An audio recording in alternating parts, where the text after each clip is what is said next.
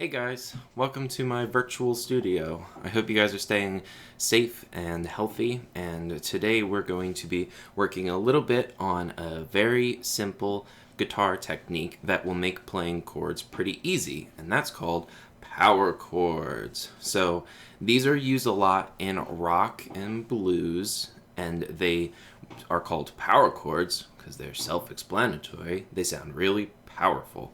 They aren't major or minor, so all those little nitpicky things we have in our songs where there's the little M and that's a minor chord, or sometimes there's like major sevens, which we haven't really learned about, all that doesn't matter because these are called sometimes 5 chords. They don't really have a full chord, but that makes them very simple and easy.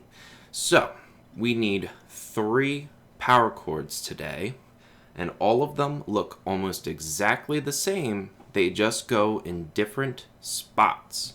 So the first chord is going to be our F5 chord, and that chord is built from the 6th string, 1st fret, the 5th string, 3rd fret, and the 4th string, 3rd fret. And you can use your middle finger and ring finger, your 2 and 3 if you want to, but that's usually really uncomfortable. So I like to use my 3 and 4. So even though our pinkies can be a little stupid, we have to make them listen and at least try to make that shape. So that's our F5 chord. The next chord will look almost the same, like I said, but now it's starting from the 5th string, 1st fret, then the 4th string, 3rd fret, and then the 3rd string, 3rd fret. So it will look really similar, but it's just in a different spot. And that's called a B flat 5. And then our last chord that we need, we have to slide up and start with our first finger at the 3rd fret of the 5th string. And then it's going to look about the same. At the 5th fret, you go ahead and hold down the 3rd and the 4th string, just like the B flat 5. And this gives us the C5 chord. And all these are power chords, so... And they all sound kind of similar, just in different spots. So it's like you're just playing those notes that we've been working on out of a scale. But now they have other notes with them. And these two are called an octave, and these are called a fifth, which is why we call it a 5 chord. So, today we're going to work on a very short song that I sort of wrote. We've worked on 12-bar blues before, but this one is going to be the St. Patrick's Blues, or the St. Pat's Blues. I don't remember what I wrote on there. But this one is going to use our F5, B flat 5, and our C5. So the first line is all F5 for 4 whole measures. So you have a long time to just chill on there and enjoy that F5 chord being nice and easy. But then you have to get ready for the second line where we have to hop up to B flat 5.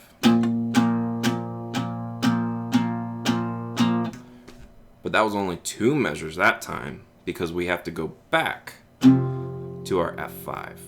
If you remember when we talked about 12-bar blues songs, the first line is all our 1 chord, or our tonic of our key. And then the second line has our 4 chord and goes back to the 1. Then the third line is going to have all 3 chords in it. So we get that C5 for 1 measure. Then the B flat 5 for 1 measure, and then our F chord for 2 measures. So that is where it gets a little tricky, because you have to remember that that goes for 2 measures, and then you'd go back to the top of the song, and there would be 4 measures of that chord again. So sometimes in blues songs, you'll hear a little turnaround. And what that means is at the very end of the song, that after the 3, 4, instead of just holding that and getting confusing, it'll let you go 1, 2, 3, 4, 1. So it's very clear that it's starting over. Now, with our little play along that I'm going to add after this part, you'll be able to watch a little bouncing ball or something that I'll add in there, and it will follow along with the parts that you're supposed to play at. So it should start pretty slow, and then by the end be a little bit faster, and it's about 1.5 minutes long, so you can play it as many times as you feel like, and you can probably even slow it down. I think YouTube has a little thing that lets you slow it down, and you could do it at half speed maybe. It would take a long time, but you could do it. Anyway, the play along will let you use this 12 bar. I think it plays it 4 times, so you can enjoy practicing along to that.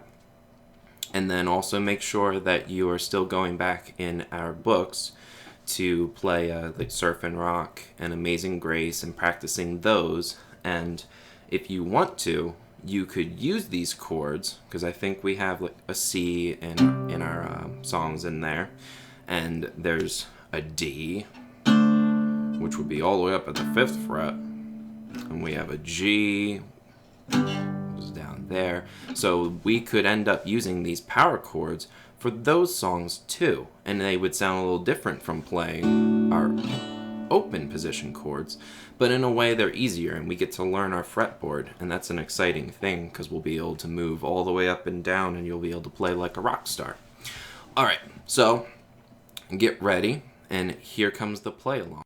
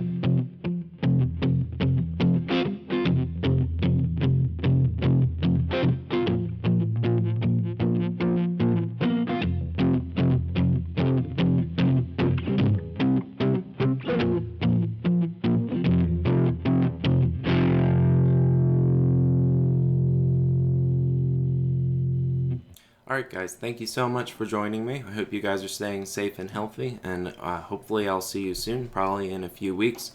Next time we'll probably work on playing again over our little St. Pat blues, and that time we'll be using notes, like we've been doing with Surf and Rock, where we're playing out of a scale. So if you go into your books and go to those songs that we've been working on and start using your scale shapes to work on those note playing, then you'll get used to that and ready for next time. See you then.